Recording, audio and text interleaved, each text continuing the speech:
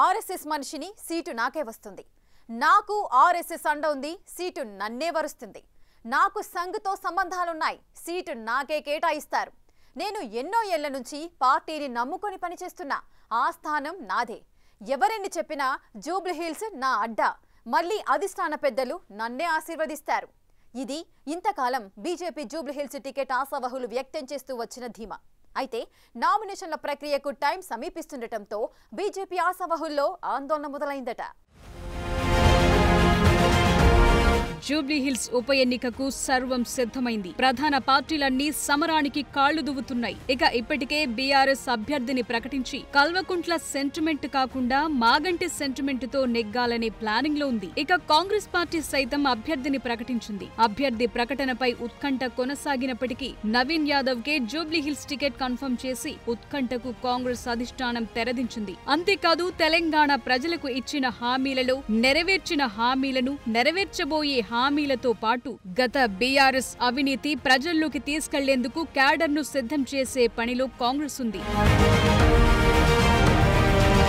ఇక బీజేపీ అందుకు భిన్నంగా పాచికలు వేస్తోంది. అభ్యర్థి ఎంపికలో ఎన్నడూ లేని విధంగా త్రిసభ్య కమిటీ ఏర్పాటు చేసి అభిప్రాయ సేకరణ చేపట్టింది. ఏర్పాటు చేసిన కమిటీ 5 మంది అభ్యర్థులతో నివేదిక రాష్ట్ర నాయకత్వానికి అందజేసింది. రాష్ట్ర నాయకత్వం ఆ 5 మందిలో 3 అభ్యర్థులతో కూడిన షార్ట్ లిస్టును ఢిల్లీ పెద్దలకు పంపించే పనిలో పడింది. ఇవాళ రేపో ముఖ్య నేతలతో కీలక సమావేశం ఏర్పాటు చేసి తుది రిపోర్ట్ హైకమాండ్ కు పంపించేందుకు రాష్ట్ర నేతలు సిద్ధమవుతున్నారు.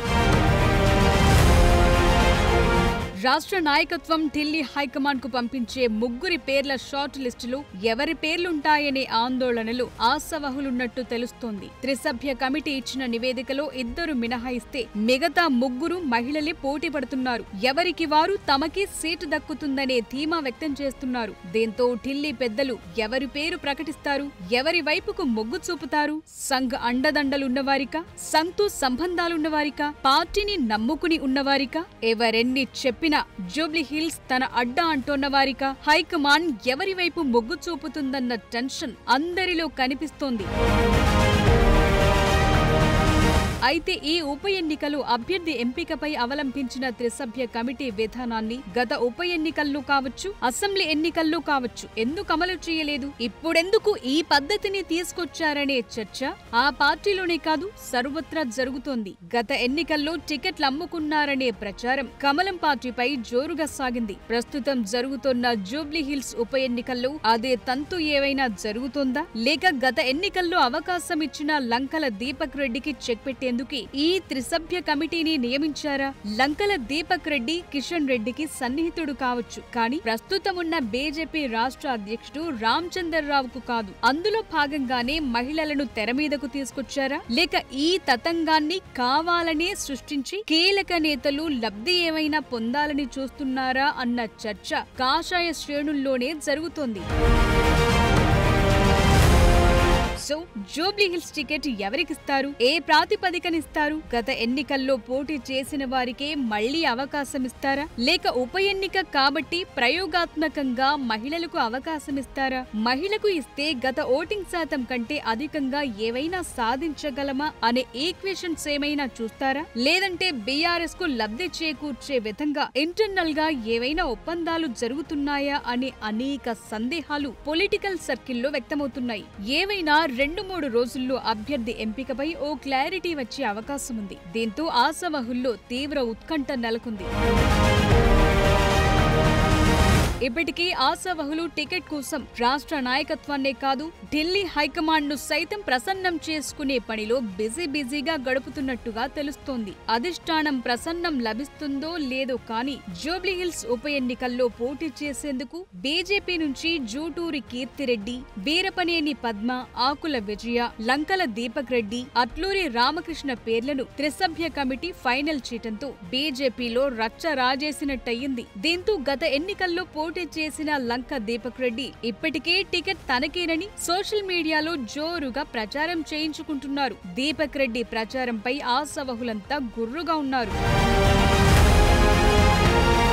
అభ్యర్థిని ప్రకటించకుండానే దీపక్ రెడ్డి ఎలా ప్రచారం చేసుకుంటారంటూ ఆగ్రహం వ్యక్తం చేస్తున్నారట. దీపక్ రెడ్డి ప్రచారం వెనుక కేంద్ర మంత్రి కిషన్ రెడ్డి వెనుకుండి నడిపిస్తున్నారనే టాక్ సైతం నడుస్తోంది. అంతేకాదు రాష్ట్ర బీజేపీ రామచంద్రరావు నిర్ణయం ఎలా ఉండబోతోందో కానీ జూబ్లీహిల్స్ టికెట్ పై మహిళా అభ్యర్థులు కూడా చాలా సీరియస్ గా ప్రయత్నాలు చేసుకుంటున్నారు. ఒకవేళ మహిళా మణులకు సీటు దక్కకపోతే బీజేపీలో మహిళల నిర్ణయం ఎలా ఉంటుందోనన్న గుబులు పార్టీ శ్రేణుల్లో కనిపిస్తోంది. బీజేపీ అభ్యర్థి ఎవరు, ఆ పార్టీ అంతర్గత ప్లానింగ్స్ ఏంటి అనేది అటుంచితే జూబ్లీహిల్స్ సెగ్మెంట్ లో 7 డివిజన్లున్నాయి. బోరబండ, రెహ్మత్ నగర్, షేక్పేట్, యూసఫ్గూడ, ఎర్రగడ్డ, వెంగళరావ్ నగర్, శ్రీనగర్ కాలనీ ఇందులో భాగం.